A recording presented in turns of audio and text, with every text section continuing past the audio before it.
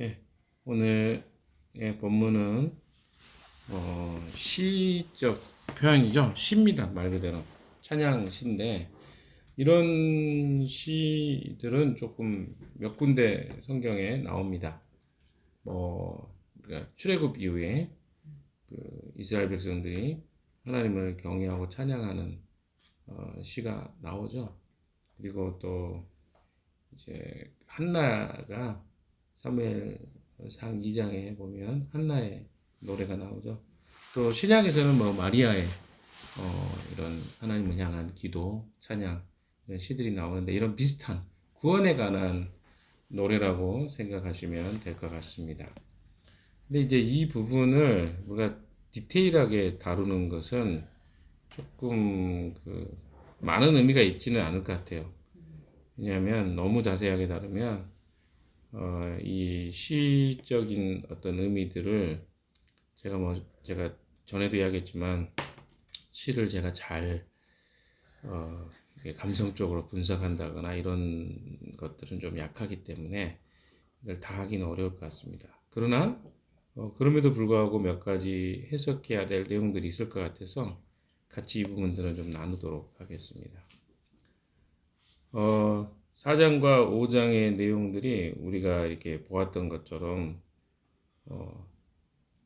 시스라와의 전투에서 이스라엘 백성들이 승리를 갖게 된 것입니다. 시스라라는 사람이 특별히 이스라엘 백성들에게 통치했던 어떤 방식이나 이런 것들이 사실은 오늘 본문에 조금 언급되어 있습니다. 특별히 시스라가 가지고 있었던 그 통치 방식들이 뒤쪽에 좀 보면 좀 나와요. 28절 이하에 좀 볼까요? 27절, 28절 한번 좀 읽어보겠습니다. 시스라는 그의 발 앞에 고꾸라져서 쓰러진 채 누웠다. 그의 발 앞에 꼬꾸라지며 쓰러졌다. 꼬꾸라진 바로 그 자리에 쓰러져 죽고 말았다. 시스라의 어머니가 창문으로 내다보며 창살 틈으로 내다보며 울부짖었다. 그의 병거가 왜 이렇게 더디 오는가? 그의 병거가 왜 이처럼 늦게 오는가? 지금 시스라의 어머니가 창문으로 내다보면서 왜 이렇게 안 오지? 승리의 소식을 왜 안 갖다 주지? 이런 이야기예요. 그런데 그 생각 속에 29절에 보십시오.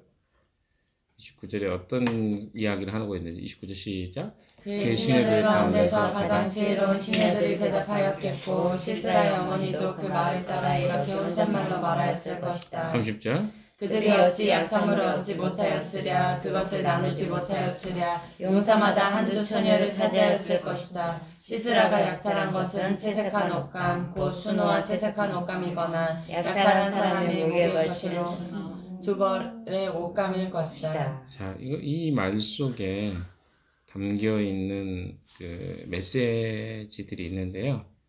그것은 당시에 이스라엘 백성들이 얼마나 처참하고 또 비통하게 살았는지를 좀 보여주는 내용입니다. 왜냐하면 시스라의 어머니가 이야기하는 것 속에 어떤 이야기가 나옵니까? 여성들에 대해서 시스라가 많은 여자들을 어떻게 보면 지옥과 같은 악몽으로 만들었다는 거죠. 그러니까 쉽게 이야기하면 이런 전쟁이 일어나서 또 정복하게 되면 특별히 남자들도 고통당하지만 여자들은 전쟁터에 가장 고통당하는 사람들이잖아요. 그래서 어떻게 보면 성적인 학대 그리고 이런 전쟁으로 인한 피해 이런 것들이 이스라엘 백성들 안에 굉장히 긴 기간 동안 있었다는 것들을 이런 시적 내용을 통해서 우리에게 이야기해 주고 있습니다. 그러니까 전쟁에 지니까 어떻게 돼요? 그것은 너무나 불을 보듯이 뻔하죠. 여기에 보면 군인들이 약탈해 가지고 처녀들을 차지하고 이런 것 때문에 지금 늦게 오고 있구나. 어머니가 이제 그렇게 말했을 것이다.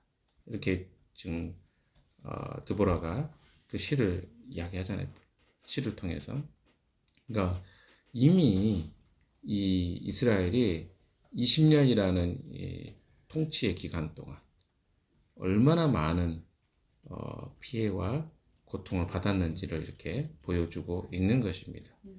그래서 이 구원이라는 게 이 내용이 간단하게 그냥 어떤 있었던 어떤 사건, 뭐 전쟁에서 이겼다 이 정도가 아니라 시스라의 압제 하에서 이스라엘은요 엄청난 고통을 겪었습니다. 끔찍한 고통을 겪었죠. 뭐 강간과 또 공포의 통치라든가 그리고 수많은 사람들이 압제당하고 또 죽임을 당하고 이런 것들이 그 안에 묻어져 있는 내용입니다. 이 구원이라는 것이요, 이 사사기에 그냥 하나님 앞에 고통받았고 그냥 소리 질러서 구원을 받았다 이 정도가 아니에요. 그러니까 지금 이 노래를 전반적으로 하기 전에 우리가 좀 먼저 살펴봐야 될 건 뭐냐면 이 고통이 어마어마한 것이었구나. 그래서 이 고통에 대해서 하나님의 구원이 어떠한 것인가를 조금 생각해 볼 필요가 있다는 것입니다. 왜냐하면 우리는 조금 발을 한 발 뒤로 뛰고 있고 전혀 이 사건과는 조금 그 갭이 있는 상태에서 이 사건을 바라볼 때 이게 그렇게 크게 다가오지 않죠. 그러나 우리의 현재적 삶 속에서 겪고 있는 고통과 어려움들을 살짝 이들의 삶과 대비를 해 본다면 여기서 우리가 구원받는다는 의미가 무엇인지, 그래서 이 드보라의 노래가 실제적으로 이스라엘 백성들의 수많은 고통으로부터 압제로부터 하나님이 그들을 건져주셨던 것에 대한 노래라는 것, 이걸 여러분이 조금 생각해 볼 필요가 있다는 것입니다. 특별히 5장 전반적으로 이제 나오고 있는 것들은 뭐냐면 하나님이 이들을 구원해 주셨다는 내용이 거의 대부분의 5장 전체를 걸쳐서 나오는 이야기들입니다. 그리고 드보라와 누가 이들을 인도합니까? 이스라엘 백성들을. 여기 보시면 5장 1절에 그렇죠? 그리고 2절에도 하나님이 이 드보라와 아비노함의 아들 바락을 통해서 그 이스라엘 백성들을 이끄셨다는 것들을 보게 됩니다. 왜?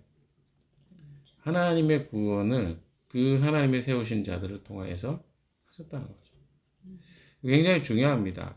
사사기에 나와 있는 이 사사들은 나중에 오실 예수 그리스도를 모형으로 하기 때문에 그렇습니다. 그래서 여기에 나와 있는 사사들의 행동 하나하나가 사실은 예수 그리스도가 나중에 궁극적으로 오셔서 행하실 일들을 상징하고 있는 거예요. 그러니까 이들은 여기 사사기에 나와 있는 사사들은 한시적이고 한계적이며 그리고 그들의 구원에 대한 그들의 행위들은 한 세대, 한 시대에만 해당이 됩니다. 그러나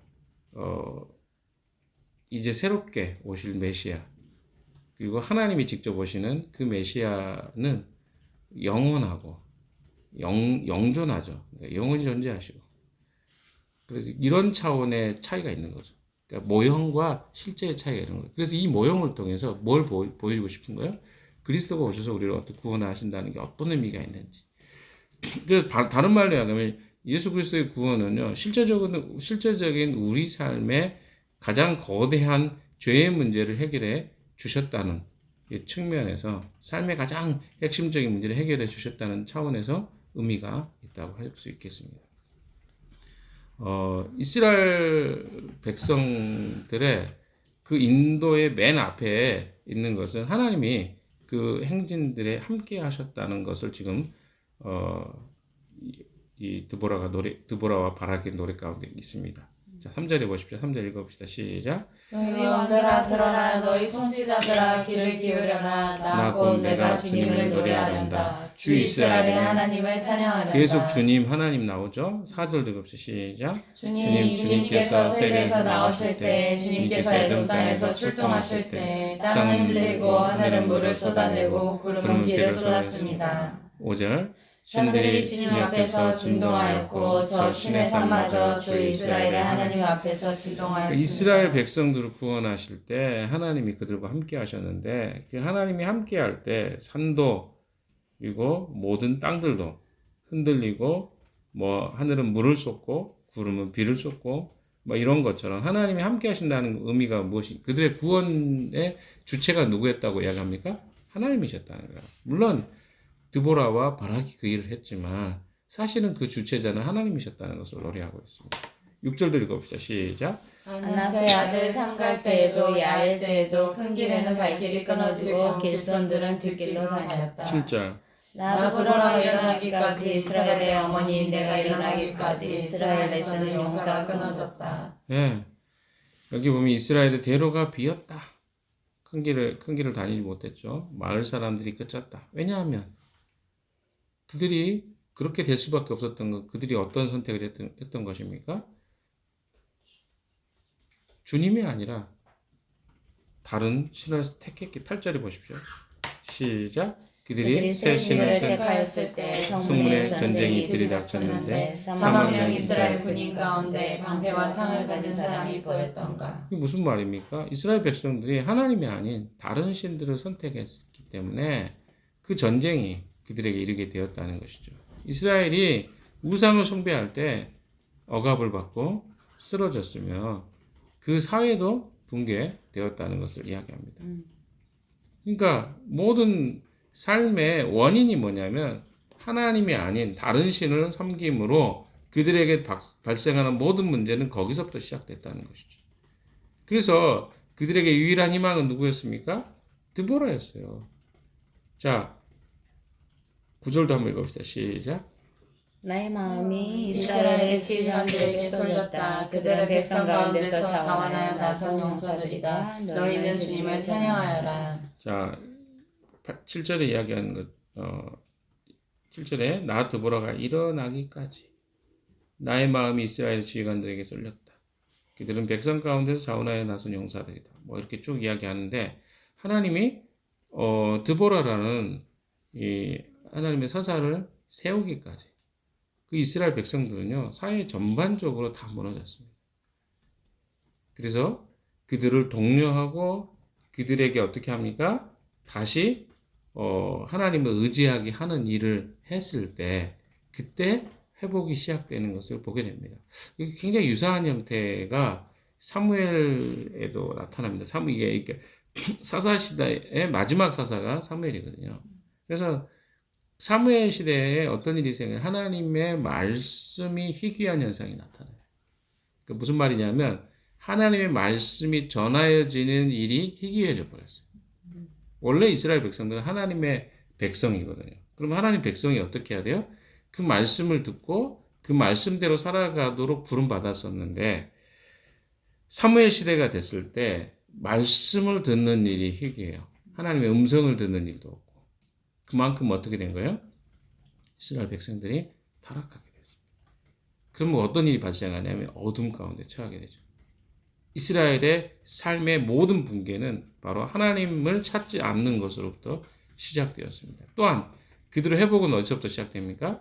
하나님의 말씀을 가르치는. 그러니까 드보라가 했던 일은 사사로서 판단하고 그뿐만 아니라 말씀을 가르치는 자로서 역할을 했기 때문에 그렇습니다. 자, 그래서 이미 우리가 살펴보았던 것처럼 이 구원의 행위는요. 드보라와 이 바락의 행위는 사실은 하나님이 행하시는 것을 대리하는 것뿐입니다. 10절, 11절 한번 읽읍시다. 시작.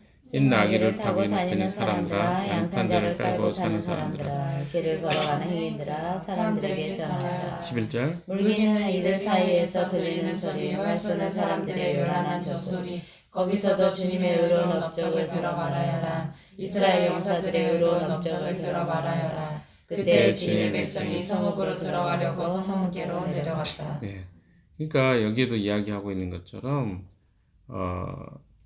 이 시스라를 향하여서 이제 군대를 일으키고 또 하나님이 이 바락과 드보라를 세우셨을 때 이때 그들을 부르신 것은 누구입니까?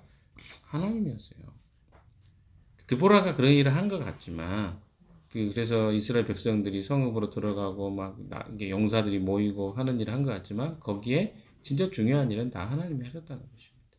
12절 한번 읽어봅시다. 시작. 일어나라 일어나라 드보라 일어나라 일어나서 노래를 불러라 일어나라 바라가 포로들을 끌고 가거라 아비마함의 아들아. 이건 다 하나님이 그들을 일으켜 세우신 거죠. 드보라 자체가 어떤 능력자라고 하기는 어렵습니다. 바락도 마찬가지죠. 바락은 오히려 좀 혼자 가는 걸 두려워했잖아요. 드보라와 함께 가지 않으면 못 가겠다고 하죠. 근데 그들을 향해서 그 용기와 힘을 얻게 하신 것은 누가 하신 것입니까? 하나님이 하신 것입니다. 자, 그런데 13절 이하에 보시면요, 좀 문제가 있었죠. 이스라엘 백성들의 우리가 본문을 읽었습니다만은 어떤 사람들은 용사들 가운데 함께 했지만 어떤 사람들은 함께 하지 않았던 것을 보게 됩니다. 13절부터 한번 쭉 읽어봅시다. 시작. 그때 살아남은 이들이 백성의 지도자들과 더불어 내려왔고 주님께서 나를 도우시려고 용사들 가운데 내려오셨다. 그렇죠. 사람들이 모이게 됐다는 거죠. 14절. 에브라임에게서는 아말렉의 뿌리를 내린 사람들이 내려오고 베냐민의 뒤를 이어서는 너의 백성이 내려오고 마길에서는 지휘관들이 내려오고 스불론에서는 지휘봉 잡은 이들이 내려왔다. 자, 여기 보시면 이런 표현이죠. 에브라임과 베냐민 지파의 전부가 아니라 일부가 아까 얘기했던 것처럼 뭐 아말렉의 뿌리를 내린 사람들이 내려오고 그쪽 사람들이 내려왔죠. 에브라임에서는 베냐민의 뒤를 이어서는 너희 백성이 내려오고 마길에서는 지휘관들이 내려오고 스불론에서는 지휘봉을 그러니까 각 지파마다 조금씩 내려왔습니다. 근데 15절에 보세요. 15절 시작. 이사갈의 지도자들이 드보라와 합세하고 이사갈과 바락도 이에 합세하여 그의 뒤를 따라 골짜기로 달려갔다. 그러나 루벤 지파 가운데서는 마음에 큰 반성이 있었다. 16절 시작. 어찌하여 내가 양의 우리에 앉아 양떼를 부르는 피리 소리나 듣고 있는가. 르우벤 지파에서는 마음에 큰 반성을 하였다. 이 말은 뭡니까? 르우벤 지파는 양치는 일을 계속했다는 거죠. 양치고 있는 거예요. 전쟁이 일어났는데. 길르앗 또 단, 아셀 지파 16절, 17절이죠. 한번 읽어봅시다. 시작. 어찌하여 길르앗은 요단강 건너에 자리 잡고 있고 어찌하여 단은 배 안에 머물러 있는가. 어찌하여 아셀은 바닷가에 앉아 있는가. 또 또 그 그 두가에서 편히 쉬고 있는가. 이 말이 무슨 말이에요? 시적인 표현이지만 다 참여 안 했다는 거예요. 왜 거기서 그 요단강 건너에 그냥 자리 깔고 있고 다는 배 안에 머물러 있고 아셀은 바닷가에 그냥 앉아 있었는가? 편히 이 전쟁에 참여하지 않았는가? 이런 것들을 지금 이야기하는 겁니다. 그러니까 각 지파마다 모든 지파가 이 전쟁에 참여한 게 아니라 어떤 지파들은 참여하지 않았다는 것을 이야기합니다. 그런데 그 중에서도 어떤 지파들은 최선을 다해서 그 싸움을 했습니다. 18절 시작. 스불론은 죽음을 무릅쓰고 생명을 아끼지 않고 싸운 백성이요 납달리도 들판 언덕 위에서 그렇게 싸운 백성이다. 그렇죠. 누가 이렇게 최선을 다해 싸웠습니까? 스불론과 납달리 지파 사람들이 죽을 힘을 당해 싸웠다는 거죠. 참 신기하죠. 스불론이나 납달리 지파들은 그렇게 이스라엘 지파 안에서도 이름 있는 지파들도 아닙니다. 그럼에도 불구하고 이들이 어떻습니까? 최선을 다해서 이 전투에 참여했다는 것을 드보라가 이 구원의 시에서도 여러분 해요. 어떤 지파들은 빠져 있고 어떤 지파들은 여기 적극적으로 참여했어요. 구원은 저는 그렇다고 생각합니다. 사실은 이 구원에 대한 대부분의 이야기들은 유다 지파 이야기거든요. 나중에 예수님이 유다 지파로 통해서 오고 그리고 유다의 이스라엘의 가장 유력한 지파가 유다 지파였습니다. 그러나 그런 지파가 아닌 지파들은 그런 의미가 없냐? 그렇지 않습니다. 이런 구원에 분명하게 스불론 지파하고 납달리 지파가 가장 그들이 죽을 힘을 다해서 그렇죠? 죽음을 무릅쓰고 목숨을 아끼지 아니한 사람들에서 하나님이 기억하는 것을 보게 됩니다. 이거 구원의 노래 몇 구절이 안 나와요. 제가 아까 이야기했던 것처럼 모세가 홍해를 건넜을 때라든가 또 한나의 노래라든가 여기에 나오는 이런 드보라의 노래라든가 이런 노래들이 몇 군데 있지만 많이 안 나오거든요. 그럼에도 불구하고 여기에 딱 이 내용을 집어넣어 줬어요. 그러니까 구원을 향해서 목숨을 다해서 생명을 아끼지 않고 싸운 사람들 주님이 기억하신다는 거죠. 바울도 나중에 이야기하죠. 죄와 싸우되 어떻게 싸우라? 피 흘리기까지 싸우라. 그러니까 사실은 성경에서 이야기하는 이 구원은요. 우리가 뭐 이거 신약에 억지로 끼워 맞췄다기보다는 이 현재, 과거, 미래가 다 포함됩니다. 구원은 현재적이에요. 과거적이면서 미래적입니다. 무엇입니까? 이미 소유된 거죠. 하나님의 언약 때문에. 그러나 우리는 현재적으로 이 소유를 해야 됩니다. 그리고 이 구원은 완성될 것입니다.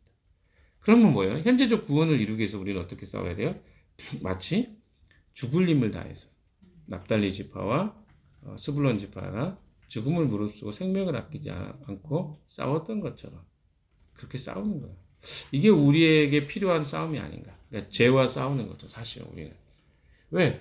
우리의 구원은요. 우리 안에 하나님이 우리를 점령해 가시고 내 개인 나 중심주의와 세상에 있는 모든 하나님을 대적해서 일어난 것들을 깨뜨리는 거예요. 무너뜨리는 거거든요. 그럼 내 안에 있는 죄가 사실은 하나님께 정복당하는 것들이 필요한데 거기에서 싸우면요. 우리가 해야 될 싸움이에요. 실제로. 그러니까 이미 구원은 주님이 이루셨어요. 근데 그 구원이 나의 삶과 나의 삶의 영역 속에서 이루어지기 위해서는 우리가 싸워야 될 싸움이 남아있는 거죠. 마치 구원이 다 끝나버린 것처럼 생각하면 어때요? 거기서부터 우리가 나태해지고 그리고 방만해지고 우리 삶이 어떻게 돼요? 무기력해지고 세상에 손가락질 받고 이렇게 사는 거죠. 그러나 내가 마치 구원이 내가 싸워서 이기지 못하면 얻을 수 없다고 생각하면요. 이게 달라집니다. 문제가. 이것이 오늘 우리에게 주님이 주시는 이 드보라의 노래를 통해서 우리에게 이야기해 주시는 내용이라고 저는 생각합니다. 19절부터 22절도 한번 읽어봅시다. 시작. 여러 왕들이 와서 싸움을 도두었다. 가나안 왕들이 무기토의 물가 다안항에서 싸움을 도두었으나 그들은 탈취물이나 은을 가져가지 못하였다. 별들이 하늘에서 시스라와 싸웠고 그 다니는 길에서 그와 싸웠다. 21절. 기손 강물이 그들을 휩쓸어 갔고 옛간 기손의 물결이 그들을 휩쓸어 갔다. 나의 영혼아 너는 힘차게 진군하여라. 그때 말가굽 소리가 요란하였다. 군마가 달리는 소리 그 달리는 말가굽 소리가 요란하였다. 그러니까 이게 뭡니까? 하나님이 그 구원을 이루신 거예요. 여기 계속 이야기하지만 드보라와 다시 처음으로 바락의 노래가 처음으로 돌아가서 여호와께서 승리를 주셨다는 거예요. 그러니까 가나안 왕들이 싸웠지만 그들이 아무 약탈물도 얻지 못했다는 것입니다. 왜? 그들을 대항해 싸우신 분은 하나님이셨기 때문에. 하나님이 그렇게 하지 못하게 하셨다는 거죠. 하나님은 어떻습니까? 20절에 별들이 하늘에서 시스라와 싸웠다. 그 다니는 길에서. 그러니까 하늘을 통치하시고 별을 통치하시는 분이 하나님이시잖아요. 그 하나님이 그들과 싸우셨다는 거죠. 그리고 강을 통해서 다 쓸어버리고. 뭐 여러 가지 구체적인 싸움이 있었겠죠. 그런데 그 싸움의 핵심은 뭡니까? 900의 철병거를 쓸어버린 것은 이스라엘 백성들의 힘이 아니었어요. 24절도 보십시오. 겐 사람 헤벨의 아내 야일은 그 여인보다 복을 받을 것이다. 장막에 사는 어떤 여인. 그러니까 이 모든 과정은 하나님이 하신 것입니다. 왜냐하면 그 당시에 시스라는 이 이스라엘의 여인들에게 가장 고통을 줬던 사람입니다. 아까 이 성적인 학대 굉장히 극에 달했던 것 같아요. 근데 이런 사람이 여인을 괴롭혔던 사람이 누구에게 죽습니까? 가장 약했던 여인에게 죽는 비참한 최후를. 그래서 아마 그렇게 비참하게 야일을 통해서 죽인 것 같아요. 야일이 왜 그렇게 했을까? 이건 이미 다 알고 있는 상황인 것 같아요. 왜? 이스라엘 백성이 그런 고통과 아픔을 줬던 사람이 시스라라는 걸 알기 때문에. 그래서 그 여인이 그런 좀 잔인스럽지만 관자놀이에 말뚝을 박아버리는 그런 고통으로 죽임을 당하는 일을 당하게 된 것입니다. 아까 제가 쭉 이야기를 드렸기 때문에 더 이상 이야기를 하지 않겠습니다. 자, 구원의 이 노래를 부르면요 아주 구체적입니다. 그러면서도 어떻습니까? 그 구원의 사역에 일에 동참하는 자의 축복이 있다는 것을 이야기합니다. 그러나 어떤 사람도 어때요? 참여하지 않았습니다. 여러분은 지금 우리의 삶 가운데 그 구원이 다 이루어졌다고 생각하고 이루어졌죠. 왜? 예수 그리스도의 죽으심과 그분의 십자가 사건 이미 우리에게는 구원의 기반이 돼서요. 사단의 모든 전투에서 사단은 패배했습니다. 그리고 이제 주님이 오시기까지 잠깐 동안 세상을 통치하는 자로 남겨져 있습니다. 그러나 여전히 폐잔병처럼 남아있는 사단의 잔존 세력들을 무찌르고 그 싸움을 하는 것은요. 우리의 몫입니다. 마치 여호수아가 가나안 땅에 이미 패배하고 이제 소수로 남아있는 자들을 정복하는 일을 맡게 된 것과 똑같다고 생각합니다. 근데 그 일에 이스라엘 백성들은 헌신과 최선을 다하지 않았습니다. 그리고 나태해지기 시작하니까 어때요? 그들이 정복하고 다스려야 됐을 가나안 사람들에 의해서 정복을 당하고 고통을 당하는 것을 보게 됩니다.